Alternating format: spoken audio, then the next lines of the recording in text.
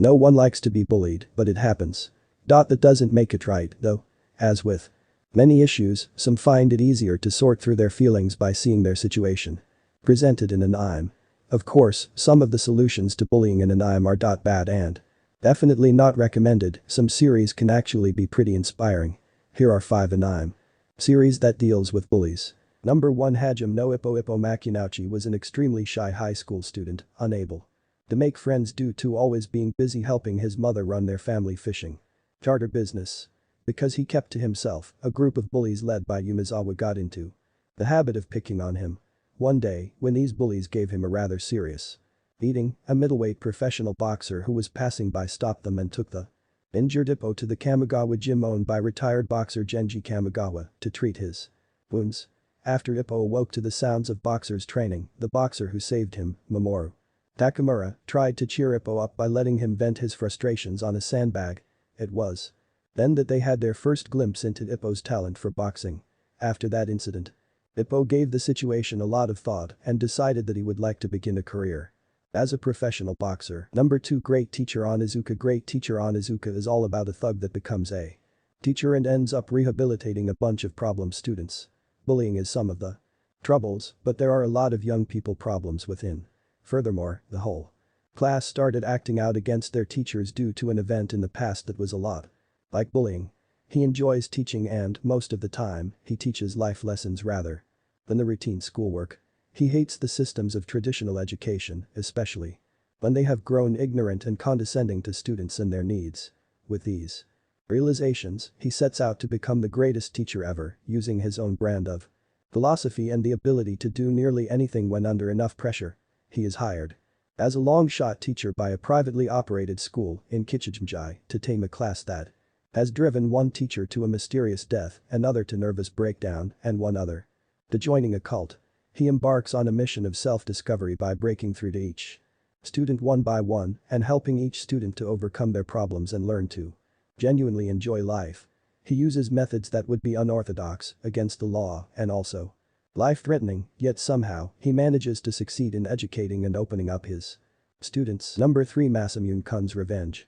Masamune Makub was a chubby boy who had a close relationship with Aki Adagaki, a beautiful wealthy girl, until one day she cruelly rejected him and gave him a nickname. Seeking revenge against his tormentor, Masamune changed his name, began dieting and working out every day to become a fit and handsome, albeit vain, high school student. And his hard work don't go to waste. He became completely handsome.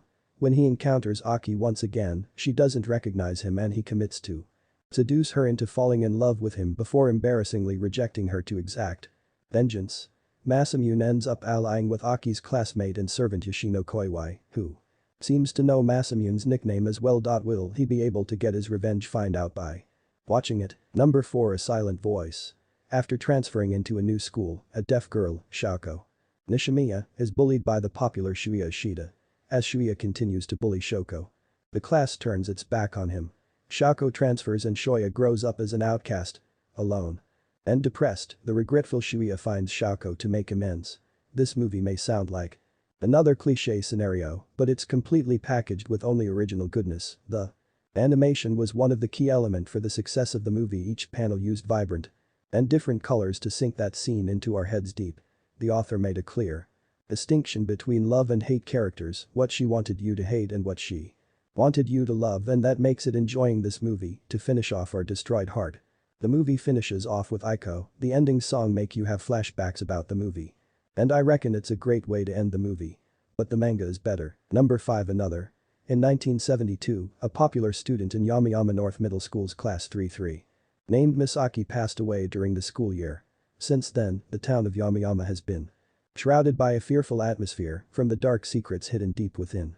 26 years later, 15-year-old Koichi Sakakibara transfers into class 3-3 of Yamayama North and soon after discovers that a strange gloomy mood seems to hang over all the students. He also finds himself drawn to the mysterious eye patch wearing student Mei Misaki. However, the rest of the class and the teachers seem to treat her like she doesn't exist.